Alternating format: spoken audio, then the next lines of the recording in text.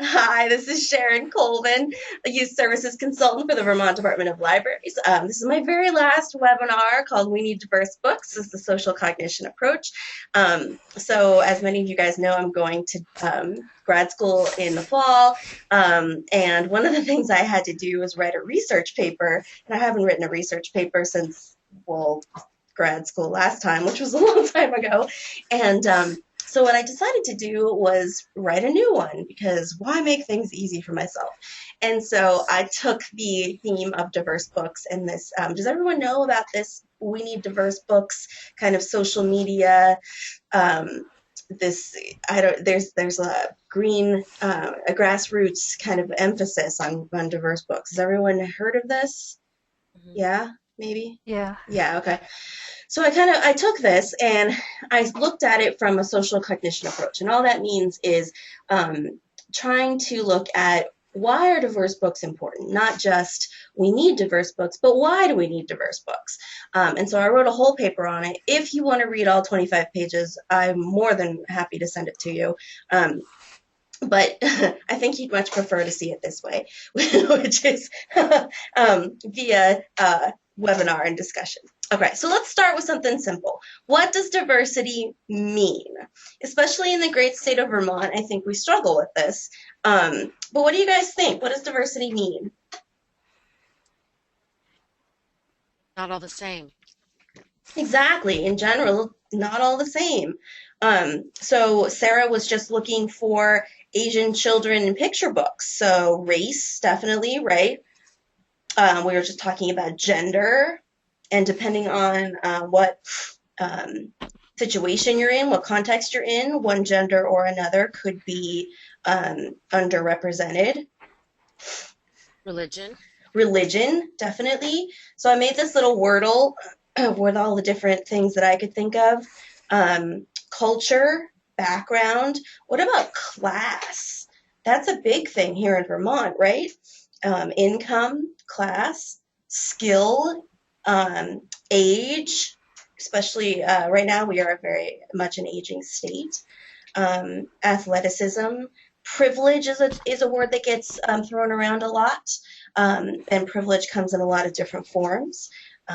Spirituality, right? Sexuality, heritage, um, like your genetic identity, your ability, um, your or disabilities, your identity, your family. Not everyone's family looks the same, right?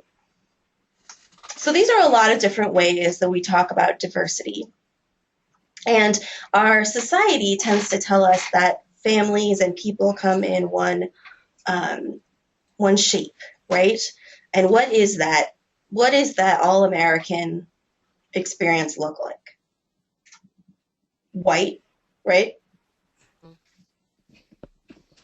pretty much. Okay. So if you were learning about our society from books or television or movies, you'd think that people were white, thin, blonde, maybe, beautiful,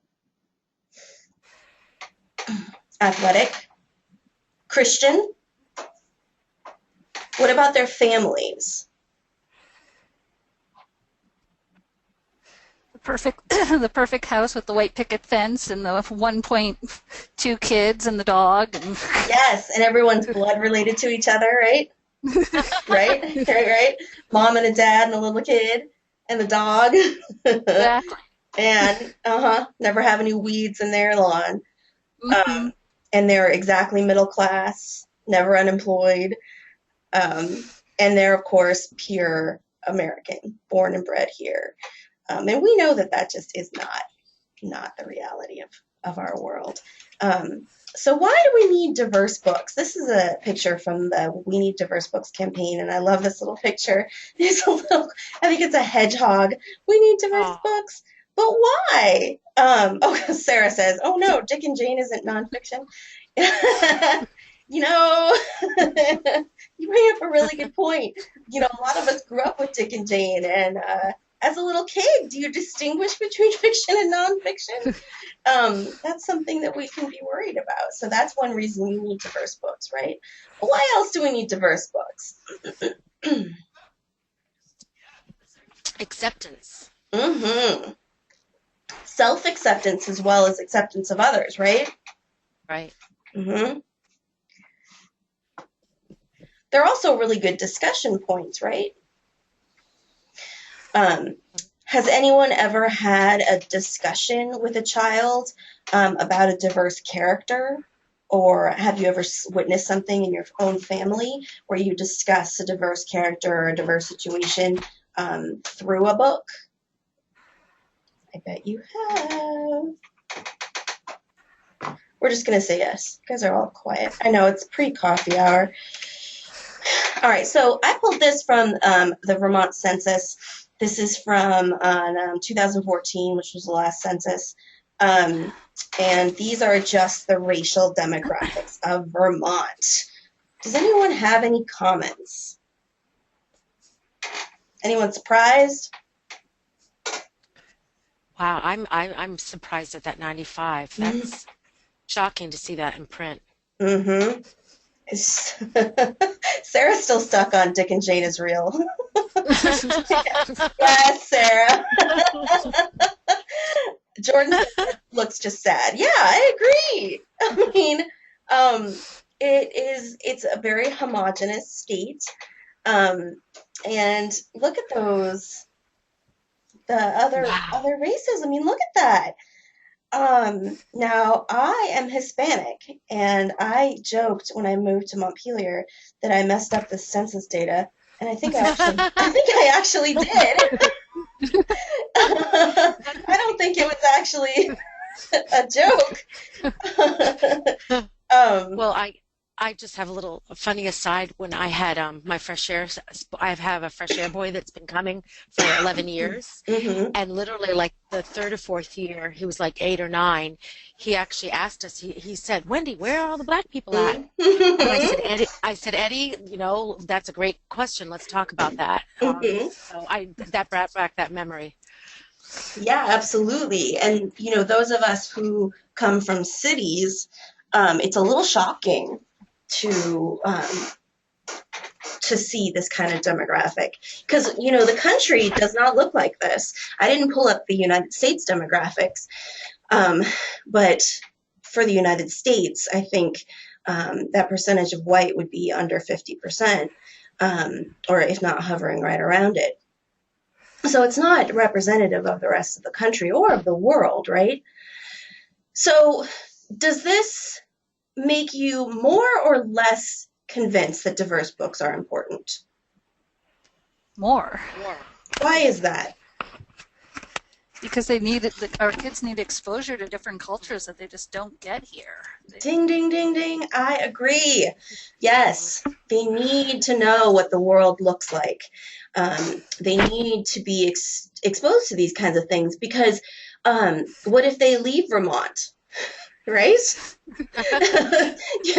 You hope one day they might travel somewhere, right? Or maybe they'll leave forever, who knows? And the rest of the world does not look like this. So that was just a little, eye opener. So let's have a little discussion for a second. You guys are all librarians and you work very, very hard. But what are some of these barriers to exposing children to diverse books? Who worries about what the kids read? And how are libraries and library collections important? Sarah says parents. Parents are barriers? Hmm. Yes. Okay. How are parents barriers? School libraries. Yes. That's what I was going to say. It was going to be top of my list. Jordan says, I myself would love to read more diverse books because I've lived up here my whole life. And as a kid, I saw 2 African American people per year. That's very single minded. Absolutely. And we're going to talk a little bit about how one of the best things that you guys can do for your kids and your communities is to read diverse books. And for that very reason. Because what happens when you read more books is you start to think about these things and you start to recommend them to your kids, right? So, what do you think these school librarians and parents are worried about? Why are they getting in your way? Are they racist people? Are they mean people? Are they evil? Maybe just threatened by Mm-hmm. differences or Mm-hmm. things that aren't familiar. I don't know. Yeah. I didn't really realize that was an issue in school libraries. Um, oh, here we go. Okay, we have some good answers from the discussion, the chat box. Worried about parent reactions? Absolutely. I don't think they know how to answer their questions. That's a really, really good point. So if you hand a kid a book and then the kid comes back with questions and you don't know how to answer them, that could be a little frightening. One argument they've said is that I should read books about the kids. They should read books about the kids that are around them. Oh my gosh. That is worrisome, but you know what? That's very pervasive around here.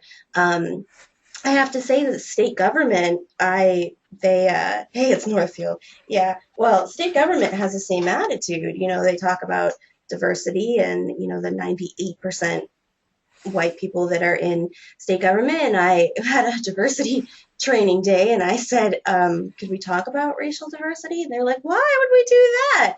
It's not a problem here. I was like, that's not a good answer. Schools don't want to be a peer support to appear be. I'm sorry, I can't speak. Schools don't want to appear to be supporting what might appear to be controversial. Yes, absolutely. Schools are so afraid of controversy. And to a certain extent, all of us are afraid of controversy, right? We don't want to end up in the newspaper. We weed in the dark of night. We don't want to end up in a fight with the school or with parents, right? Mhm. Let's see what else. I think maybe it's a classic problem where if there's one different kid in the class, they might ask them how they feel about it. What if they don't have an opinion about it? Yeah, and sorry, I jumped ahead. I was talking to a parent recently who has an adopted daughter from China, and she is in a very, wealthy town, and the school she has experienced a lot of racism, and the school treats it as bullying. And she says, it's not actually bullying. These are actually racial slurs. I'd really like you to talk to the kids about it. And so what they ended up doing is they ended up bringing in like an assembly, and it was an assembly about, I can't remember, I want to say Cambodia or something like that. And it was very well intentioned, but it really upset the little girl. She's in first grade, and basically, without knowing it, the school was pointing to her as the only Asian girl and saying, look, more Asian kids. Like, this program is going to help you understand Asian kids, but she's from China. And now all the kids in the school think she's from Cambodia or wherever else his program took place, and it really, really upset her. And so the mom had to have a conference with the school, and the school said, "Yay, look at all we did. It was so fantastic." And she said, "You really upset my daughter," and they didn't understand why. So I think these kinds of things really scare schools, and parents parents have to worry about it too, right? They're protecting their kids. But how could this school have approached it differently? How could they have maybe helped in the library instead by maybe buying some of those Asian picture books that Sarah was looking for, right? Yeah. Yeah. Yeah. Talking about how not all Asian people are the same, right? So there's a lot of worries, and there's a lot wrapped up into this. All right, I'm gonna send you guys the slides and the links so that you have all of this. Now, the picture on the right is one of my favorite pictures in the whole wide world. It's so cute. But I wanted to talk a little bit about windows and mirrors. Have you guys ever, this is a link to the original article about windows and mirrors. It's called Windows, Mirrors, and Sliding Glass Doors. Do you guys know anything about that? Have you ever heard of windows Oh, and mirrors? No? no. Okay. No, I don't think so. Okay, good. I would encourage you to read this article. In a gist, basically what it is that, oh, look, see, Amy Olson actually watched the video that I sent. Yay for people who do homework. I'm sorry. Windows are books that give you a view into another world, right? So a world that's different than your own. In the very simplest way, it could be the world of hobbits. It could be the world of fairies. It could be the world of vampires. In our frame of conversation, it could be in a different country. It could be from a different perspective.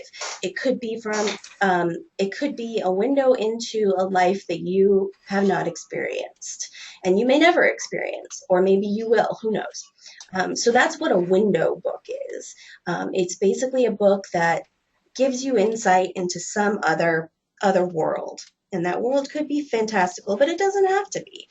Um, and then mirrors, and this cat here obviously has a little warped sense of self-reflection. But mirrors are books that reflect you and your experience. And, you know, there are a lot of books out there that we term universal, right? That have universal themes. You know, there's a reason there are classics, right? Harry Potter has something for everybody in it, except for the people who refuse to read it. When I just refuse to acknowledge that those people exist. So, so there's something for everybody in that book. So you might see a little bit of yourself in it, but in a more a more overt way. So you might, if I could find a book about a girl who was raised by a Mexican mother and a white father in Southern California, that would be a really interesting mirror book for me because that reflects my upbringing. And for you, it could be really different. Now, both of these are really, really important, right? Because we want to see ourselves in books. Because what happens if you don't see yourself in a book ever, in a story, or in media in general? What if you never saw anyone like you in the media? You You might don't think feel something's inspired. wrong with you. You think something's wrong with you. Absolutely. You're going to feel like an outsider, like you don't fit in. You feel alone. Mm-hmm. That you're not valuable, that Not you're not worth. valuable. Mm-hmm. Not validated. Yeah. Not validated. Absolutely. So you definitely want to see yourself in the media. And that was why, you know, it was so exciting. I mean, how many of us cheered when Barack Obama became president? Because what happened when he became president? The first black president. What was that? What was the mirror that was happening there? Oh, mm. It was shifting from what we were used to before to a new perspective. Absolutely. And all those little black kids now saw something to aspire to, right? Because they had never Absolutely. seen anyone like themselves in a position like that, right? So we became a little more accepting, absolutely, Jordan, and we started to that mirror started to open a little bit for those kids, and we started to look at it as, oh, look, these kids, it's not a dream for them anymore. Um, it's a real aspiration. They could be this person. And then the windows. Oh, wait, we have one more comment. I'm trying to keep track of the comments.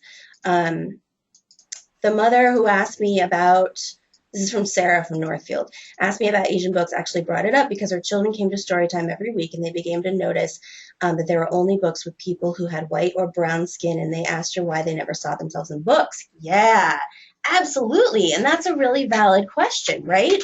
How come I'm never in a book? How come there's never anybody like me in a book? And that can be very, very isolating. And it doesn't have to be somebody exactly like you. It could be someone who is of the same racial background, someone who's the same, like all of those different aspects of diversity we were talking about earlier, right? And it could be a grown-up version of you, but you want to see someone like you. And then these windows are really, really important because we want to be able to see some people who aren't like us. And that's where I think the problem of the lack of diversity in Vermont, this is where we can help is these windows.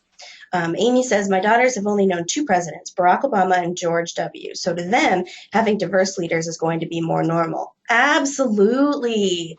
So kids who are growing up right now in this time of we need diverse books, I'm hoping that the same thing's going to happen, that they are going to think that having gay characters in books and having, African American kids on covers and having biracial couples and, Mhm. different presentations of kids in books and families is going to be normal to them.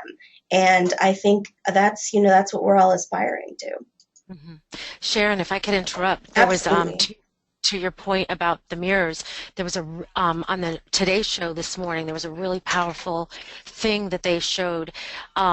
A young girl had lost a leg, and so she had a prosthetic limb, and Mm-hmm. her parents, to surprise her, got an American Girl doll. Did anybody else see this Yes, I morning? saw it. Was It was that wonderful. not the most moving thing? Yeah. So what they did is Mm-hmm. they sent it off to the prosthetic place, and the people made an exact replica of her little leg, and they even put it in her favorite color, pink, reattach it to the doll.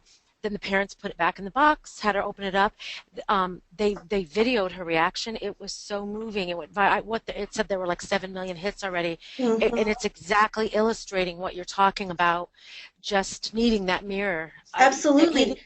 And yeah, you got to check it out. It's so moving. there's been a couple of videos going around the internet too about three-legged animals who are in shelters and are being adopted by families with kids who are missing limbs. Or Oh, teenagers. And there's one video, if I can find it, I'll send it to you guys. It's absolutely amazing.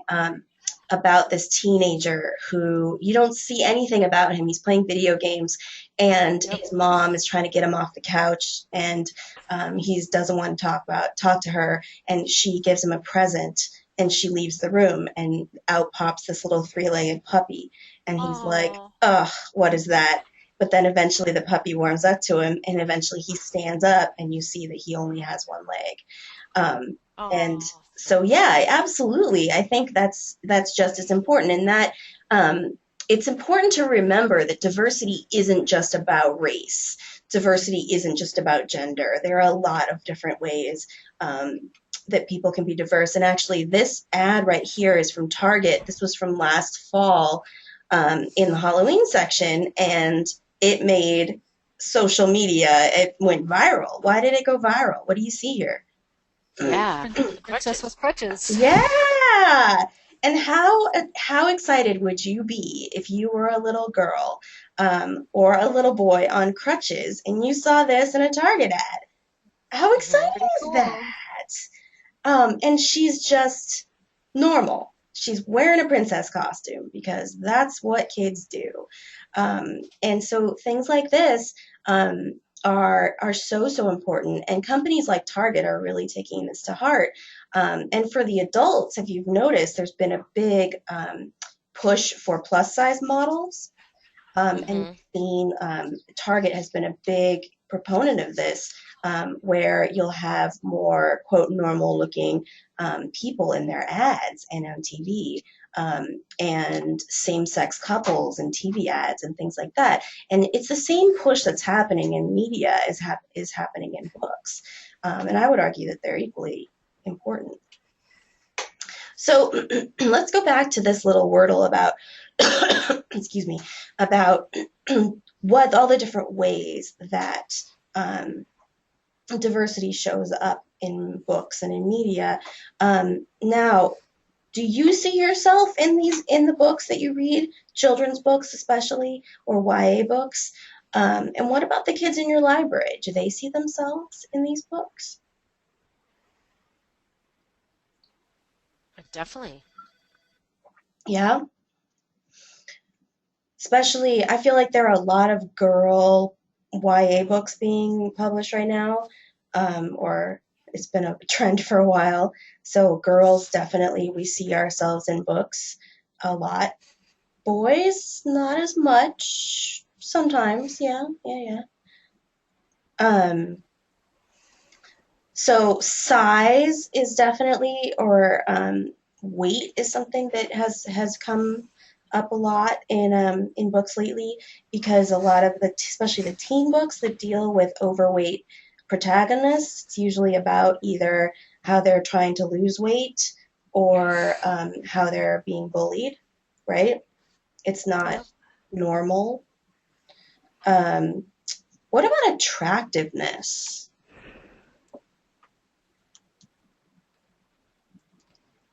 Not a lot of self-proclaimed, like, plain-looking people in literature these days. Not since Jane Eyre. Uh, you know, what about things like illness?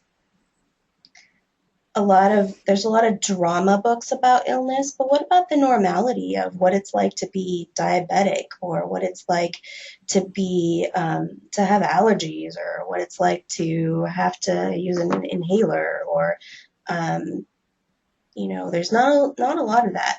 One of the things that I think happens, and it's worth thinking about, is that a lot of this stuff is dramatized in books, and so it's like, especially like down sexuality is something that's been hot in the headlines lately, where it's for a long time there were no happy books about, especially about lesbians. It was all the pain and drama and my parents kicked myself out and I'm going to try to kill myself and blah, blah, blah, blah, blah. And nobody ever lived happily ever after. Nobody ever got supported. It was pretty rare. But lately, there's been more of a push for those happier stories because that's more what happens, right? Um, what about religion? Do you see a lot of diverse religions in these books?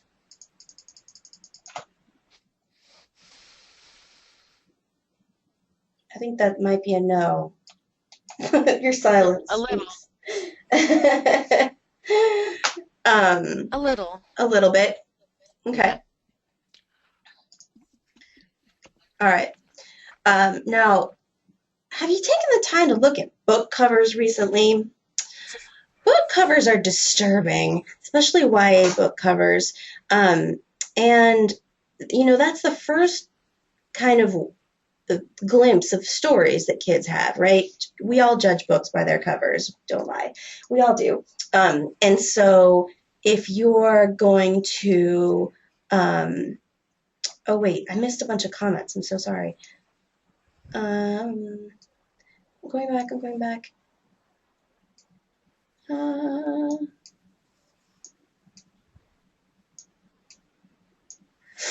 Uh, Jordan says, it sounds like a short video I saw recently about a boy. Yes, that's the one I was talking about. Yes, she knows about the boy who had missing a leg.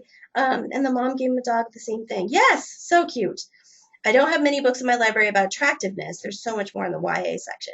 I have nonfiction about diabetes, but I almost never see it in fiction books. Yes, that's a really good point. I almost see fiction staying away from religion. I don't have that many talking about modern religion. And Amy says, right, just books that make diversity normal, not a concept. My friend is gay, I have asthma, the Muslims next door. Yeah, you're right. It's like these little diversity pieces are like, those old after school specials. It's like, I'm biracial and I have problems. Let's make an after school special about that. Well, how about let's make it normal? Let's just have a normal character. And actually that's starting to happen with the gay characters. If you've noticed, there's a lot of gay best friends in books these days, which is awesome. Because it's like, oh yeah, she dates girls or he dates boys, whatever, and it's not a big thing. Or have you read the Family Fletcher from the last DCF list? That book is very normal, and it's about these two dads who adopted a bunch of boys, and it's never a big deal. It's like they're two dads, they're married, they're in love, they have a great family. I actually adore that family. And it's not an issue. It's not a book about being a gay parent. It's just about a family. And so that's starting to happen. But there are a lot of missing holes. Like, how about a normal diabetic kid, or a normal Muslim kid, or a normal, whatever, a normal overweight kid. it would be really nice.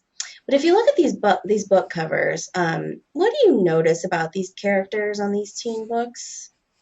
They're particularly YA is particularly guilty of these terrible covers. What do you notice? What do you... They're all zooming in on their chest or Yes, their bottoms. Or yes. Jordan says it's all there's no about the legs and the heads. skinny chests. Yes, there's Yeah. no heads. No heads, because they're trying to make it, this could be you, right? Which is fine if you have a Never. butt that looks like that. Yeah, right. Or if you have, do you notice like this woman up here in the middle with the white skirt? Whose skin is that white? Like, seriously? Um, Everyone is so skinny and so beautiful. Oh, Jordan says she's that way. All right. Sorry. Didn't mean to discriminate. It's fine. Wear sunscreen. um, and, look at them. They're all fancy. The wind is blowing. They all have, if you see their boobs, they're quite large. And, this one here, she's pregnant. But she's still got the skinny jeans on, and The crop top. exactly, uh, yeah. So these are the things I worry about. Now, these three books were scandals a couple of years ago.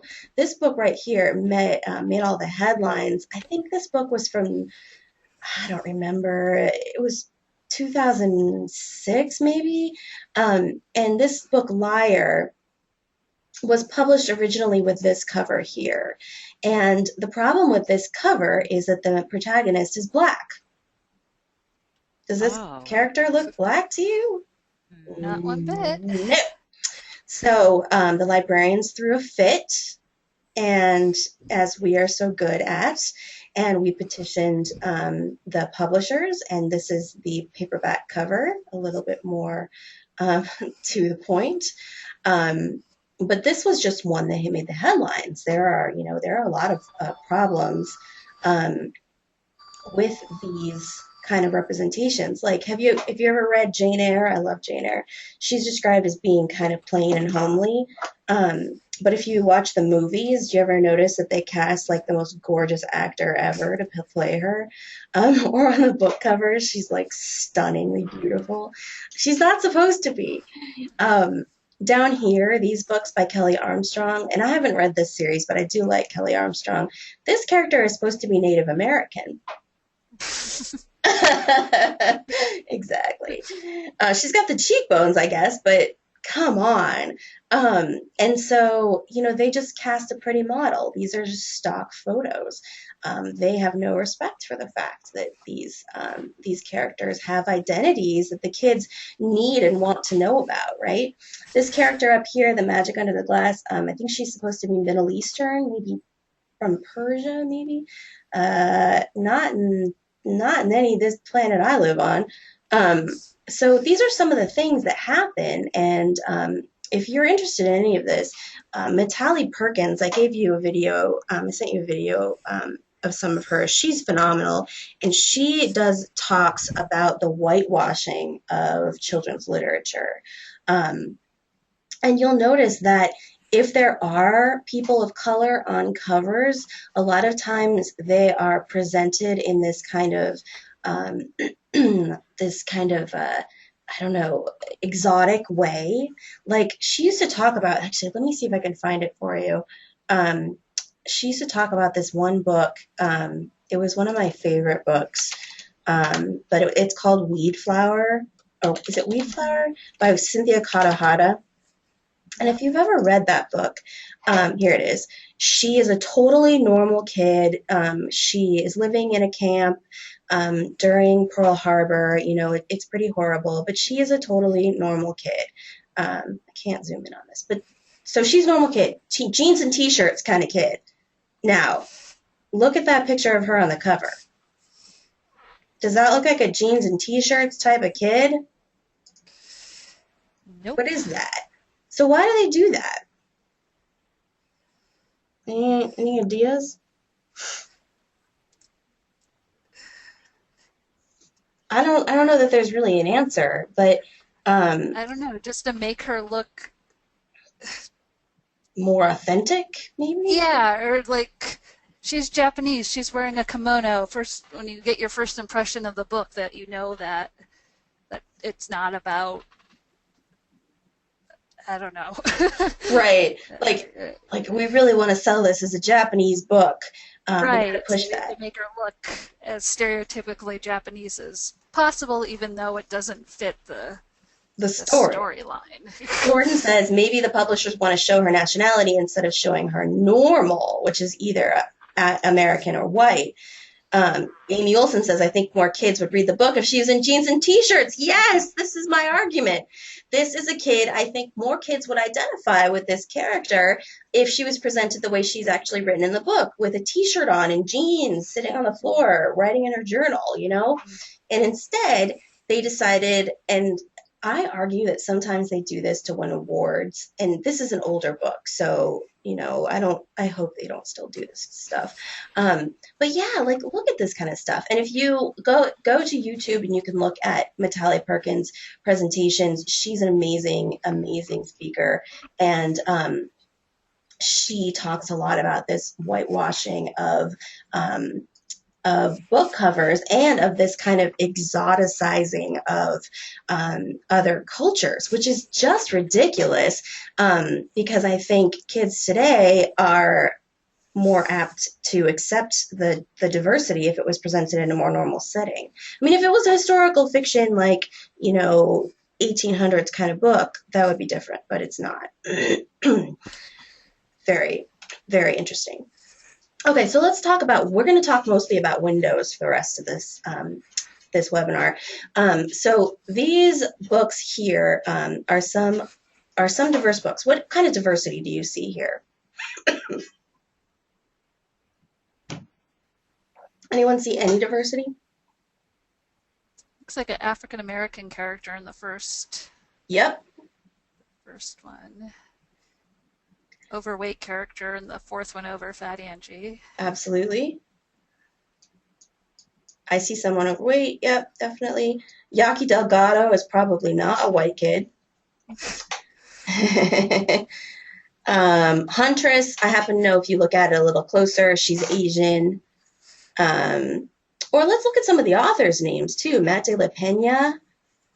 He's, if you've ever read any of his books, which you totally should, this book was on the GMBA list a couple years ago. And so Freak Boy is about a transgender kid. So there's a lot of different diverse topics that are getting some visibility out there. So let's talk about some of the science behind this. So why do we read?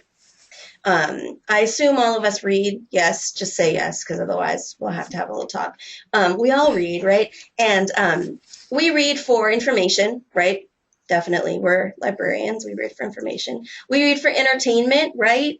There's a reason that I read that entire selection series, even though it was kind of terrible. It was amusing. Oh my gosh, so amusing.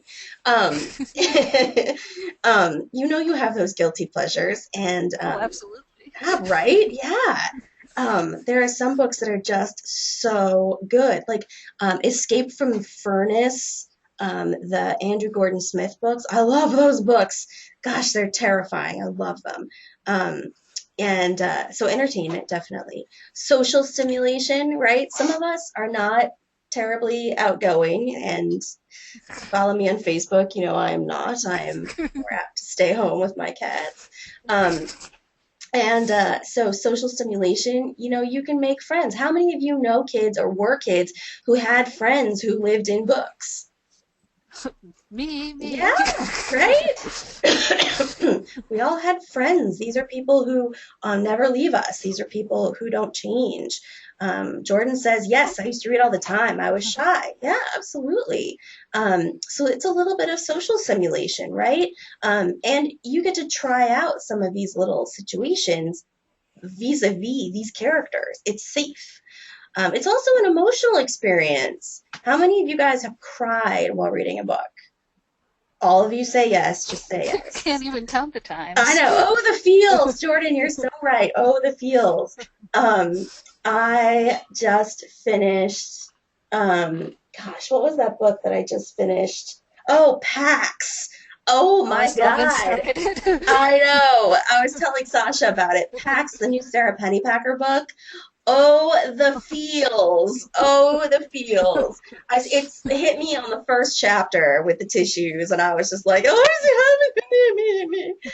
I got tearing up introducing Granddaddy's Turn into a school in elementary school. Amy, me too. I can't read that book without crying. And I'm the one who nominated it for a Red Clover, and I adore that book. But it makes me cry every single time. There are also books that make us laugh, right? Um, the one that made me laugh to the hardest to this day is My Most Excellent Year by Steve Kluger, the one about Mary Poppins and Fenway Park. If you haven't read it, you need to pick it up. My Most Excellent Year, and I laughed so hard. I remember I was in the basement break room of my library, and the janitor came over and was like, "Are you okay?" And I said, "Don't bother me, I'm reading." I laughed so hard. So yeah, it's an emotional experience, right? And sometimes, when we put down books, we miss those characters, right? When we read the last Harry Potter, we all got kind of sad. Even though she's still writing them. We won't talk about that. When you read the last book, that's why kids like series books, right? Because those characters don't leave them. So this is important stuff. So let's talk a little bit about why it's so important. Has anyone here heard of theory of mind? Good. So theory of mind is something that I talk about a lot. I wrote my undergraduate thesis on it, and so I'm kind of obsessed. But if you look at this little cartoon, it sums it up a little bit. So you have this. I imagine this a big sister because it kind of looks like me, and then my goofy little brother saying, "Hey, look, I have an M&Ms." And actually, this original experiment was done with Smarties, and because it was done in the UK. Have you ever seen Smarties? Smarties come in a stiff tube, um, and so you really can't tell what's inside them. So imagine like a cardboard tube, and it says Smarties on the outside instead of M&Ms, but they're the same thing. Although I think Smarties are better. Anyway, um, so she says, "Hey, what do you think's in here?" And he says, "Candy." And she's like, "Ha ha ha, no, there are pencils in here." And so she shows him that there are pencils. And then she says, "Okay, your friend Anna has never seen what's inside this tube. When Anna's back, I'll show her this tube and I'll ask her what she thinks is inside. What do you think Anna will say?" Pencils. Now, what do you think about that? Why does he think that?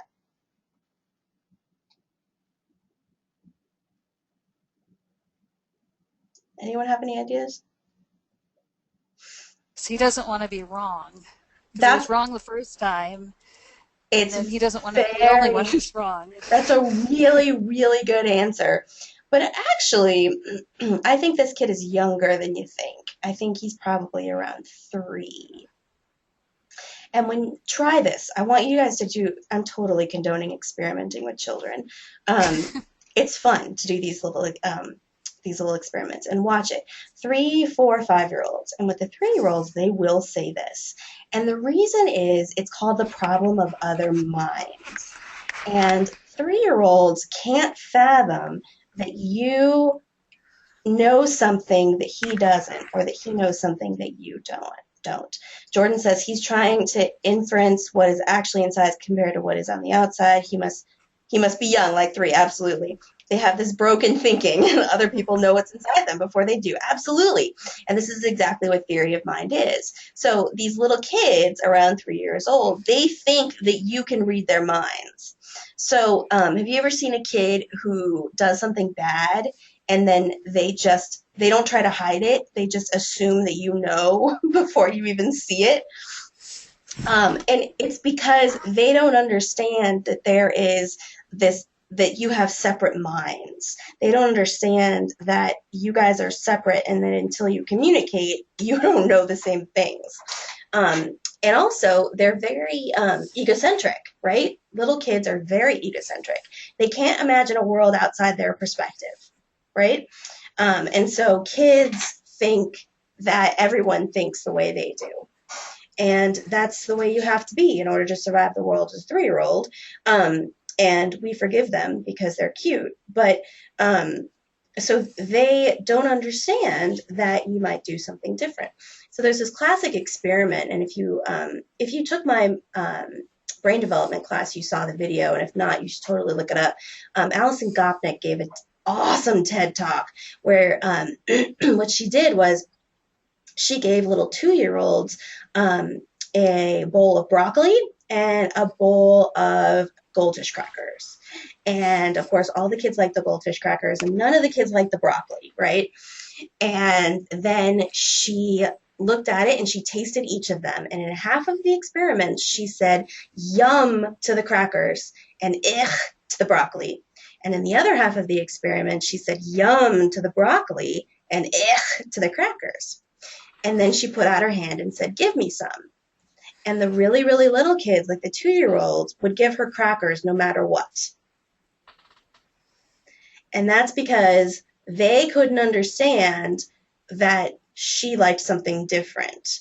And it's not because they're little jerks. It's just because they don't have the capacity yet to understand that somebody else works differently than they do. And so it's like how, have you ever seen little kids who, if you have a boo-boo, they bring you their toy? And they're like, here's my ratty, slimy, stuffed animal. It'll make you feel better because it makes me feel better.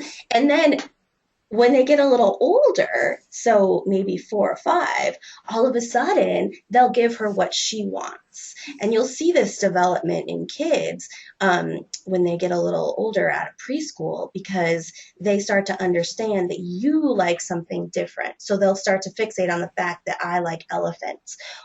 They may not like elephants, but because I like elephants, they'll draw me an elephant. But before that, it's really hard. And if you think about it, if this is a really, really complex thing, the problem with other minds is something that philosophers and scientists have been thinking about for centuries. And the fact that everybody has a different mind and a different perspective and different ideas is a really hard thing to understand, right? And they have to develop this little at a time. So Jordan says there's another trick about a card. It's white on one side and black on the other. If a child can figure out what you see compared to what they see, then their brain is starting to not only understand compassion, but see that a different person can see something else. Exactly. So it's very complicated, but it's the beginning of empathy and compassion, right? So in order to have compassion for somebody else, you not only have to respect that person, but you have to understand that their perspective might be very different, right?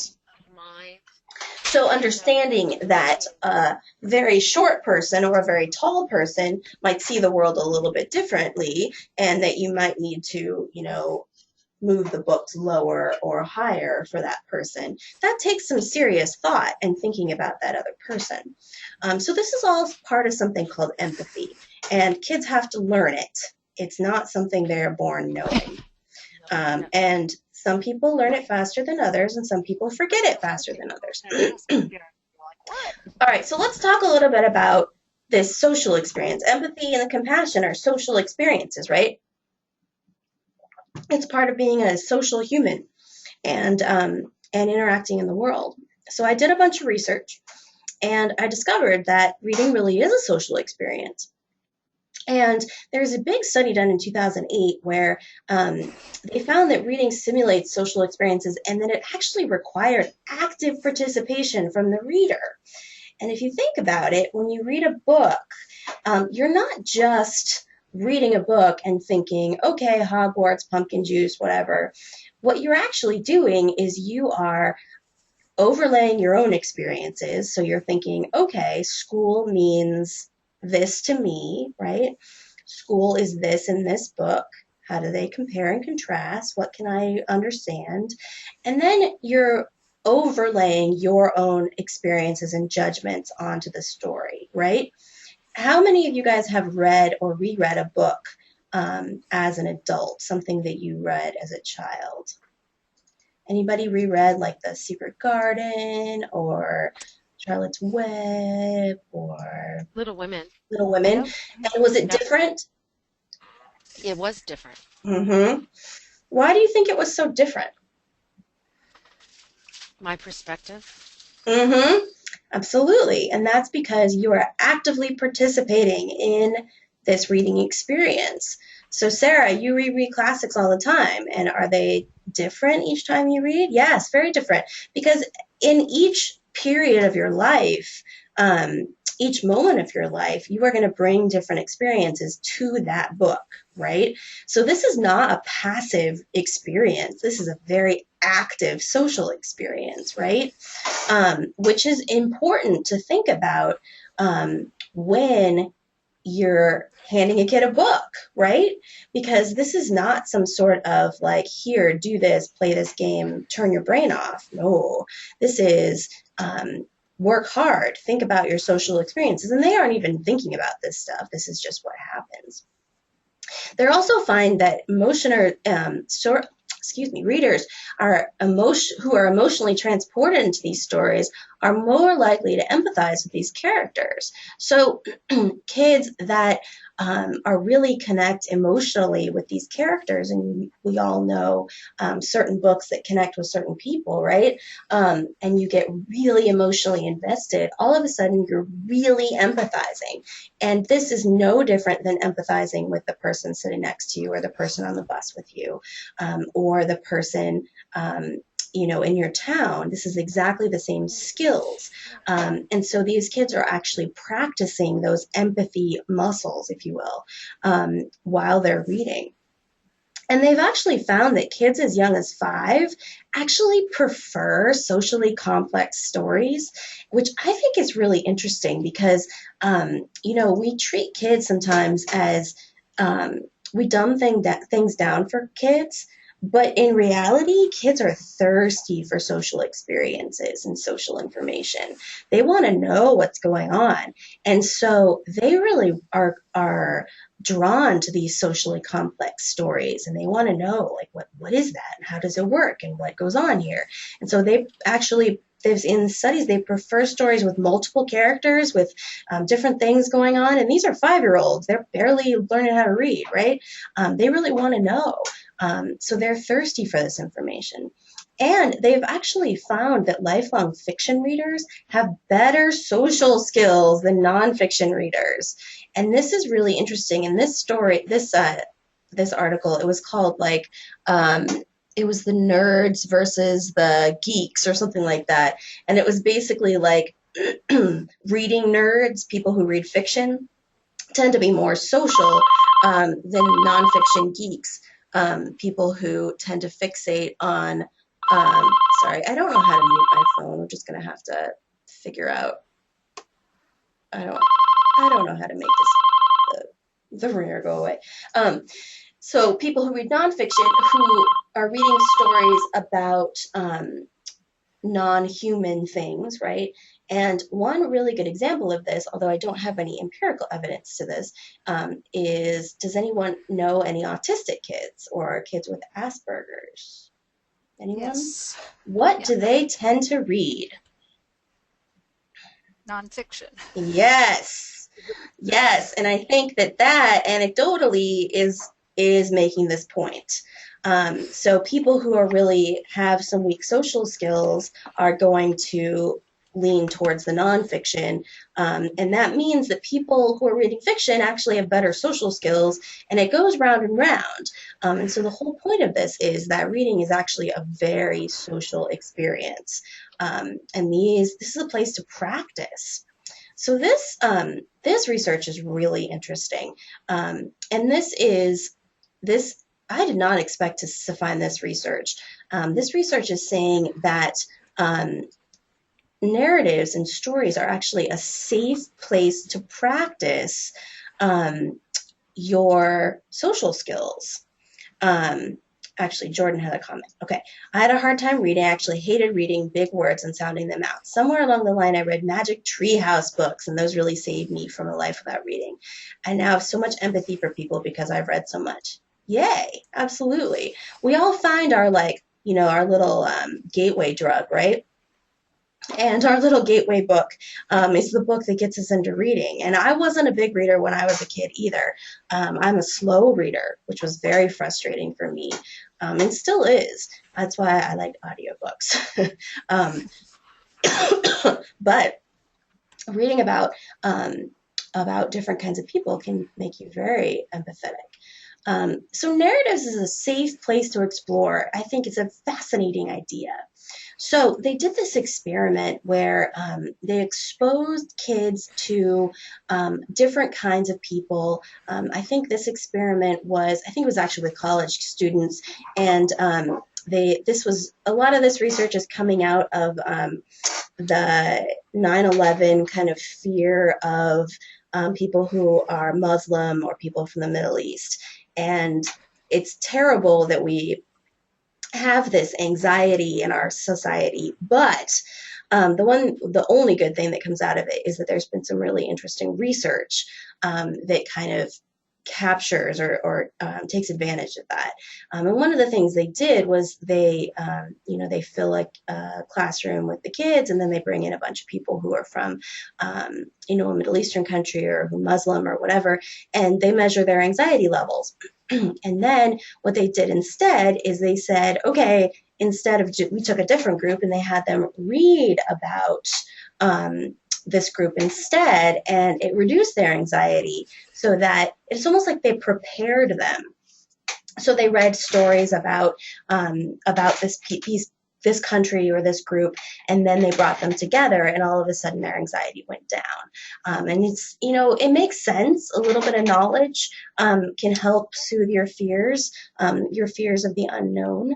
And so this literature, it allows the reader to experience and observe social interaction. And so narratives, especially not nonfiction, but actual narratives, if you think about it, you are watching people interact with each other, right? And you're actively experiencing this, but you're watching this kind of stuff happen. You're watching this conversation. You're watching people treat each other in different ways, and you are seeing it play out. And that's an incredibly persuasive, and it's a huge deal for your experience of other people. So Diane said, I just read George by Alex Gino, and it made a huge difference to me in understanding in a way that hours of public radio did not. Yes, absolutely. You illustrate my point perfectly. Reading a narrative and really understanding, seeing, even just one person's story, a fictional story of something that happened, can have a huge effect on you in a way that other information just can't. And there's something about living this story that really, really affects us. And so, the last point of my paper was that basically fiction makes you more empathetic. Narratives are much more likely to change your beliefs than nonfiction. So you can read as much nonfiction about transgender or whatever as you want, but read a narrative, and all of a sudden you might be able to change some beliefs in people. There's also a loss of self that happens when you read. Has anyone ever gotten lost in a book to the point where you finish and you're like, where am I? I have no idea what I'm doing. And you forget, like, it got dark outside and you had no idea. That's this loss of self. You start to adopt this new perspective and you start to look. Yeah, Jordan calls it the classic book hangover. Absolutely. You start to kind of adopt this new perspective. And even if it's just for a couple of minutes, that experience is unlike any other experience you could have. And then, of course, increase empathy, increase pro-social behavior. Now, this experiment totally amused me so much. And so they had kids, or they're college students, but we'll call them kids, college students. They had them read these essays, and half of them read like a nonfiction, whatever, and half of them read this narrative about this other culture. And um, they put them in like study carols, and then the experimenter walked by and dropped a box of pencils, and the students who were reading the narrative were more likely to help that experimenter pick them up than were the students who were reading the nonfiction. And I thought, what? That seems so strange to me. But it's like reading um, and kind of triggering these empathy muscles off of it's going to turn on these kind of pro-social behaviors and make you a nicer, more kind of social, helpful person while you're in that. And with a little, a little help, then it will last a little longer than just that minute. Sasha says she's gotten so lost listening to an audiobook while driving that she's been stopped for speeding. See? Oh, okay, I'll tell you my story. I listened to this audiobook. Graham McNamee wrote this book called, oh my gosh, now I'm not going to remember what the book is called. Um, oh, Amy Olsen says she drives slower, not wanting to get home. Acceleration, that's what it is. It's an older book, Acceleration by Graham McNamee. Oh my gosh, this book scared the patooties out of me. My kids loved it. It's a middle school book. It's not actually that scary, but it scared me. And I was driving in the dark. I could not get out of my car. I was so afraid of the dark. And I'm like, I can't do it. So I was sitting there in the dark, like trying to finish the book. Like, is he gonna die? I don't know. I don't know. Seriously, we all have problems. Okay, so we have a few minutes. I'm just gonna run through some of the books that have come out and made some waves in the world of diverse books. So Brown Girl Dreaming won an incredible number of awards, right? Um, and did anyone get to see Jacqueline Woodson speak when she was here in Vermont? I heard her speak. She was wonderful, and talking about what it was like growing up as a young African American girl that really made a difference to a lot of people. George, which is my particular book of choice for talking on soapboxes about. This book is driving me bananas because I adore this book. I think it's really important. I think every library needs to own it. But a lot of people are arguing about it. I've gotten several emails from librarians who are struggling either with their school librarians or their directors, saying that this book should either be in the YA section, which this is a third or fourth grade book, or that it shouldn't be in the library at all. And that upsets me greatly because I know there are children in this state who need this book. And yeah, it's both a window book and a a window book and a mirror book, because you have some kids out there who are struggling with gender identity, right? Who need to read a book like this so they don't feel so alone. There's a huge percentage of kids who struggle with gender identity who commit suicide every year, and if we can make them feel a little less alone, I think we've done something good for the world. And then for the rest of the kids, a window into what it might be like to be a character like this, I think is hugely important. And this kind of stuff happens in elementary school. And it doesn't happen for everyone then, but that's when gender identity starts to kind of peak out. And I think it's really important that we're true to that. This is a wonderful book. And if you want me to go on and on about it, I totally will. Just ask Amy. Here's another one that has come out and made some splashes. Dumplin' by Julie Murphy was considered for GMBA. I loved this book. And this is about an oversized beauty queen. How refreshing. Unapologetically. And, she struggled and she struggled, but she had these awesome friends. She lives in the South where, this kind of stuff just doesn't happen. But wonderful, wonderful story because suddenly, kids can start to see themselves in these books. It's important, right? Simon versus the Homo sapiens agenda, a funny gay love story.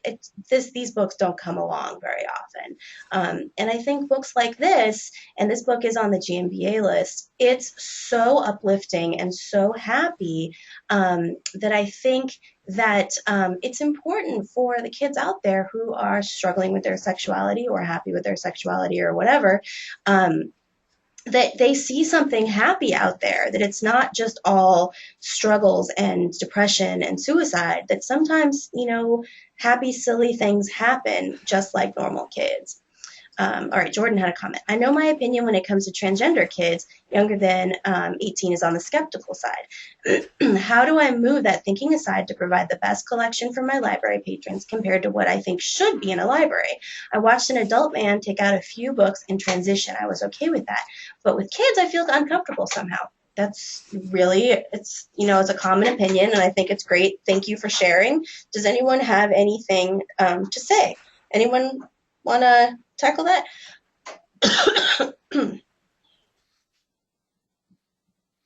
Read George. Have you read George, Jordan?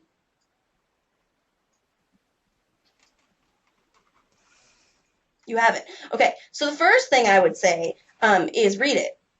And so here, let me move on for a sec. Let me skip this for a sec.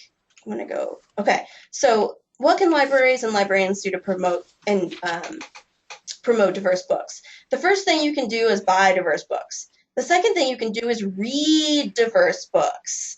It's really, really important that you read them. Amy says, we're lucky as public librarians that we can offer the diverse voices and not take the opinions or responsibility for that, except to have a variety of books on our shelves for all readers and ideas. Wendy says also Luna. Oh, that's a fabulous book. Older book, Luna. Wonderful. Even though the main character is more like high school age, it's fabulous and very insightful. One of the things I love about Luna is it's from the point of view of the sister having a transgender sibling, which has its own can of worms of issues. That book is more issue-based, whereas George is more happy. And I think one of our responsibilities as librarians is to read these controversial books. When George made the list, one of the first things I did was I handed it to Marty Reed, the state librarian, and said, here, read this. You're going to get complaints. I want you to be able to talk intelligently about it, so go read it. And she's doing that. And I think it's really, really important. So that these are the things that I think you can do. You can buy them, you can read them, you can book talk them. So you're more likely to book talk a book if you've read it, right? Yeah. You're more likely to book talk a book if you love it or if it said something to you. You can also make the displays. It's June. June is LGBT month, so it might be something to consider, making an LGBT display in your library. If your trustees or director has a problem with that, this is a really good excuse to have a conversation about it.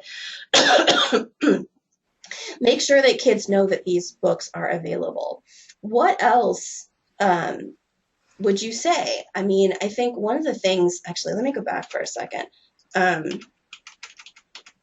we go. This is the Library Bill of Rights. And I want to make sure that all of you guys read this.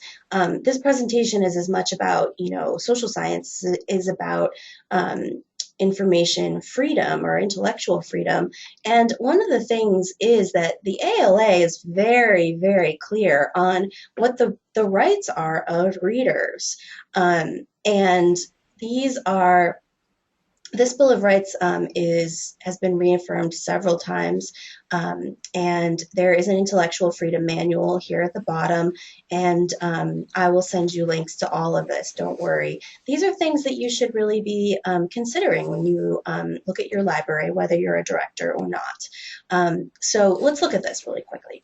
Books and other library resources should be provided for the interest, information, and enlightenment of all people of the community the library serves.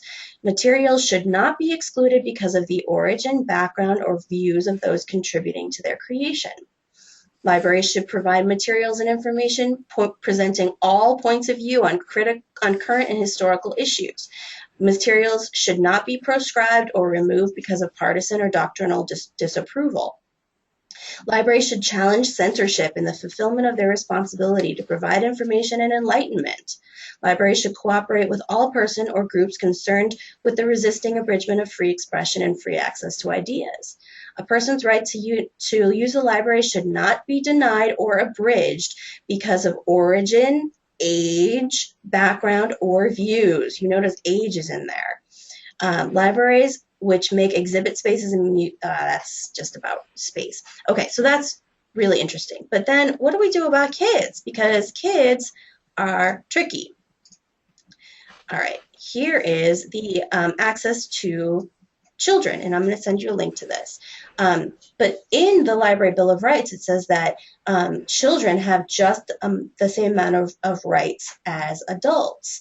And libraries are charged with the mission of providing services and developing resources that meet the diverse information needs and interests of the communities they serve. Now, one of the very big challenges with this is that there are a fair number of invisible diversity issues, right? What are some diverse issues that are invisible?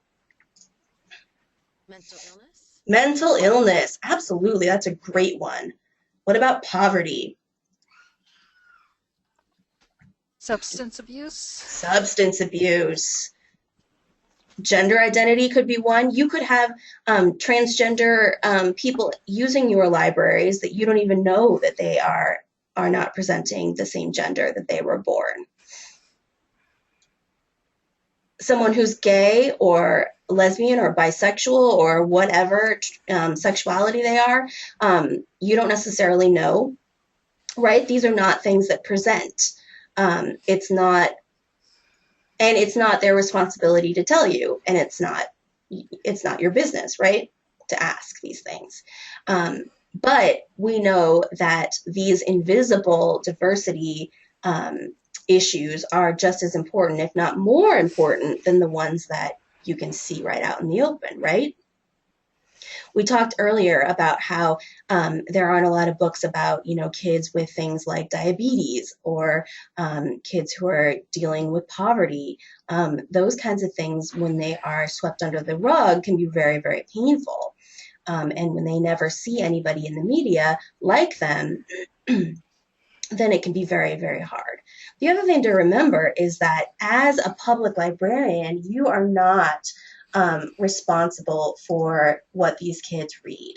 Like Amy was saying, we're very lucky. We're not in loco parentis like they are in the school libraries. Schools are very different. They are responsible for the kids. In the public library, you're not.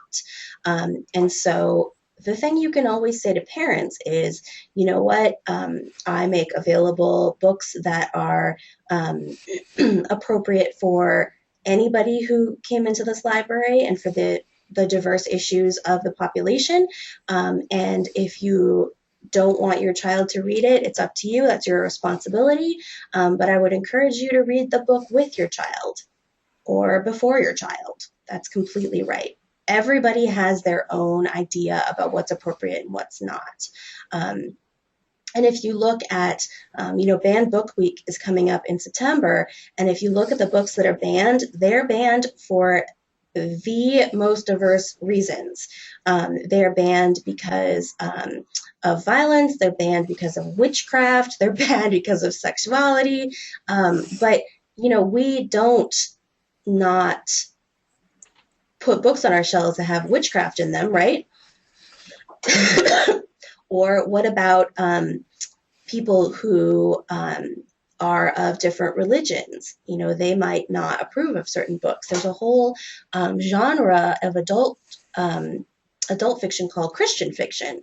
And in Christian fiction, they're very pure. I haven't read any of that. I haven't read an adult book in like 15 years, but it's very pure and Christian and whatever, and that's fine. But that might not be for everybody. And if you have a population that needs that, you might stock those kinds of books. But everybody is bothered by something. I was at the Talking Books library yesterday, and Jennifer Hart showed me this note, and it was from one of their patrons, and it said, "Thank you so much for your services, but please don't send any more horror and death books. My 110-year-old mind just can't take it." And I was like, wow. First of all, she's 110. Go you. And second of all, I said, what did you send her? And she's like, Nicholas Sparks. I can see how that might be considered horror by some. I said, well, good luck finding something softer for her. So everyone has, the things that bother them, right? And to a certain extent, it's your job as a reader, or the parent's job as a reader, to help. When I was first a teen librarian, I remember being completely baffled. I was working in the children's room, and I had a guidance counselor come in, and she said, "I need help finding a book." I said, "Okay." And she's like, "He reads at a fourth grade level, but it can't have anything about orphans or missing parents or like non-existing parents, because he has major issues with being abandoned." And I said, "Okay." And then I looked around the children's area, and I was like, uh-oh. Every book has missing parents and or orphans. And it had never occurred to me, because that's just the way it is. But some kids are very sensitive. So my advice to you is read, read, read, read. Read as much as you can. Read as many reviews as you can. And, talk to each other about what's in these books. And it's okay for a book to bother you. But if you let that opinion affect the way you buy books, that's called censorship. And that's where I think you should be really, really careful. All right, what else can you do to promote diverse books in your library? Or encourage kids to read them? Invite authors in that are from Yeah. different Make it normal backgrounds to or read whatnot. them. Author talks, Yeah. absolutely. I like Sarah's comment. Make it normal to read them. When I was a young librarian, I went to this presentation one time, and this guy gave us the weirdest advice. Number one, and these two pieces of advice I took to heart. Number one was to embrace your weirdness, which I live by that. I embrace my weirdness every day. And the other one was get caught reading. And I said, what? Because, most of us aren't allowed to read on the desk. And he's like, no, no, no, let the kids catch you reading. Because A, it makes you seem more human, and it reminds them that you read too. And B, they're going to pay attention to what you're reading, and they're going to think that it's normal, that it's normal for somebody to read these things. And so, even if you just have a book peeking out of your bag, or a book on your desk, or if you have, why are people calling me all of a sudden? No one ever calls me, and then all of a sudden people are calling me while I'm trying to do this. We're going to ignore that. So yeah, get caught reading. And because you all live in really small towns, um, you know, carry your books with you. Show them that reading is normal, and that picking out books is normal, and that picking up a book with, an African American kid on the cover is totally cool. Sometimes it's hard. I worked in a town in Massachusetts where the kids absolutely would not check out books with African American characters on the cover. And it pissed me off, and it made me so angry and upset. There wasn't a lot I could do about it except read them, book talk them, display them, and make sure that they saw me reading these books. And I tried really hard, and sometimes it can be really, really, really hard. But yeah, bringing those authors in, and I know some of these authors will do Skype visits for free. Matali Perkins, she's a friend of mine. She lives in California, and she wrote Rickshaw Girl, which if you haven't read it, you should. It's wonderful. They're making it into a play, which I think is fantastic. And, you know, she'll talk about, you know, what about her books and why she writes them, and why culture is important to talk about in books, and she's unendingly nice, and she'll do your a Skype visit. You can also write a letter to authors, you know, things like that. And it's really, really important. And if you have kids who are in your community who are different, be aware of that. And there are a lot of resources out there to help you. So I gave you a huge number of links here. I'm going to send this to you. Um, Most of it is just outlining the problem, not actually like solving it. One of the big discussions right now is about publishing and how most of the people in publishing are white, and how most of the authors are white, which is a problem. This is works cited if you're really, really, really interested. Hold on a sec.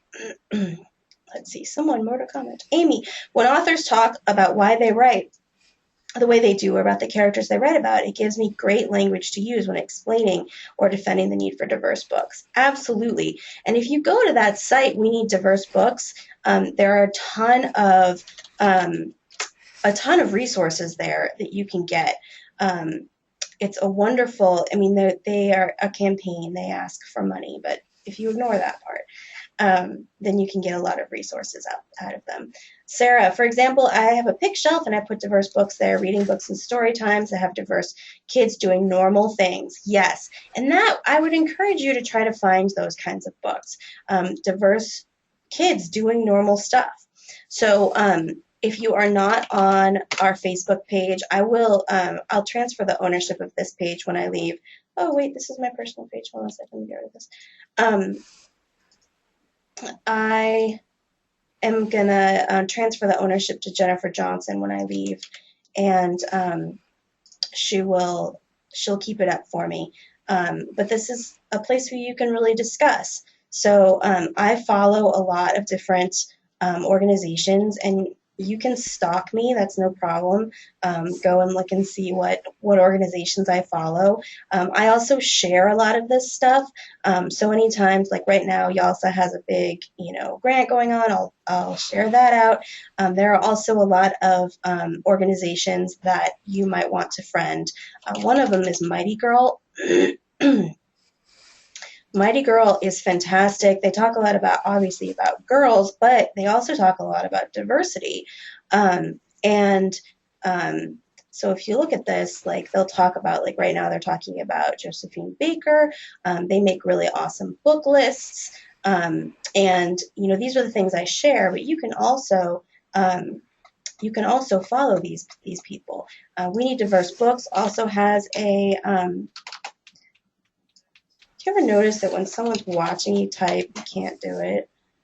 Yes. Yeah, problem. Here we go. We Need Diverse Books. They have wonderful posts as well. And I would definitely encourage you to either like them or just keep an eye on what they're posting. And they post interesting stuff, like this whole article from the New Yorker about Frog and Toad are lovers, which I think it's hysterically funny. And also remember that the department, we get copies of all of these different journals. And if you want them, just put in a request in for ILL. We'll send you whatever ones you want. I look at them for like 5 minutes and then put them in the catalog. So those are some of the ways you can attack this. Some other places I would highly recommend that you go to are, well, things like School Library Journal and YALSA, definitely. But Storytime Underground is a wonderful group. If you have not joined it, I would highly recommend that you do. And this is a place where I would recommend asking questions like, hey, I need picture books on Asian kids being normal. And people will reply. There you go. See? Sarah's all over it. And if you are not on I see who I wanted to. The Youth Services Roundtable is also a really good place to ask questions. And this is a closed group. And so if you aren't part of it, just send a request. I will, of course, approve you, but it's closed so that nobody can judge you for asking questions, because I think you should be able to ask whatever questions you want. And this is annoying that they announced the Home Porn Book Awards via video, because I still don't know who won, because I was in a meeting all day yesterday and couldn't watch a video without throwing attention to myself. I know, my life is hard. Any last comments before we wrap up? Because it's 11:29. Anyone? Anyone? All right. So go forth. Everyone needs to read George. Everybody. If you need a copy of it, we have a couple of copies here in the department, and I'll be happy to send them to you. If you need suggestions, one thing you might take a look at is my library thing page.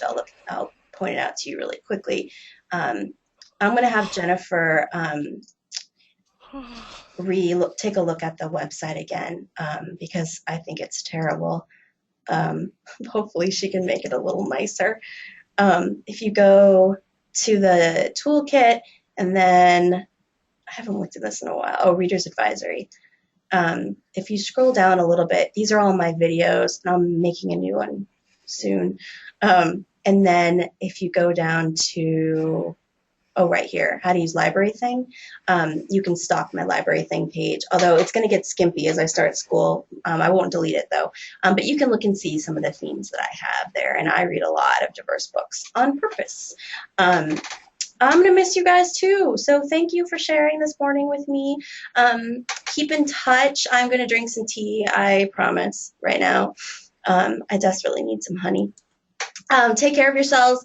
Email me if you have any problems with any of this kind of stuff. I'm happy to email you my paper and get on a soapbox for you. No problem at all. So be well, and I'll talk to all of you.